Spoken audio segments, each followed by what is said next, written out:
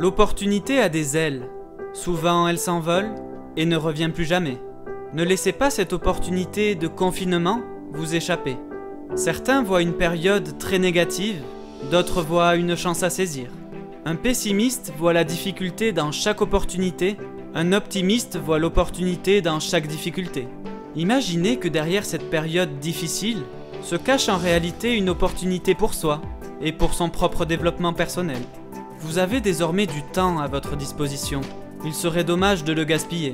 L'optimiste utiliserait ce temps pour lire, pour évoluer personnellement, relationnellement, spirituellement, car il a compris que cette opportunité est une occasion qui ne se présentera qu'une seule fois. Il commencerait à s'instruire sur des sujets qu'il ne connaît pas encore, car il choisit de voir grand et de s'ouvrir à toutes les possibilités.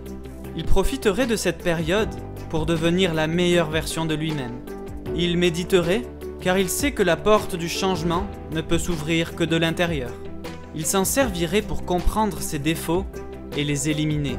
Il persisterait, car il sait que tout changement est difficile au début, compliqué au milieu, mais magnifique à la fin. Certains passent tout leur temps devant la télé, devant Netflix. L'opportunité est juste devant eux, mais pas à un seul moment ils n'ont essayé de l'attraper.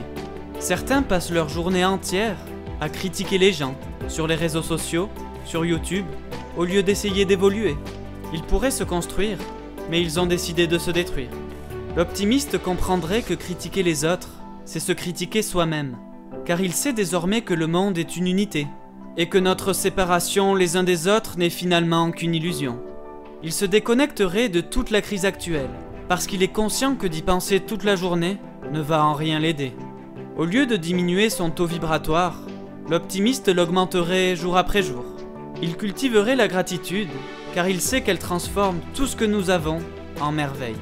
Il profiterait de cette situation pour comprendre la vraie valeur des choses, en se disant que quand tout allait bien, nous avions la chance de pouvoir voyager où l'on veut, quand on veut, et cela paraissait tout à fait normal, tout à fait banal. Après le confinement, il s'offrira alors les plus beaux voyages. Il profitera au maximum de la vie, en se disant que chaque instant est précieux et que nous pouvons perdre à tout moment la liberté qu'on possède. Toi qui regardes cette vidéo, dis-moi quelle leçon as-tu retenue de ce confinement?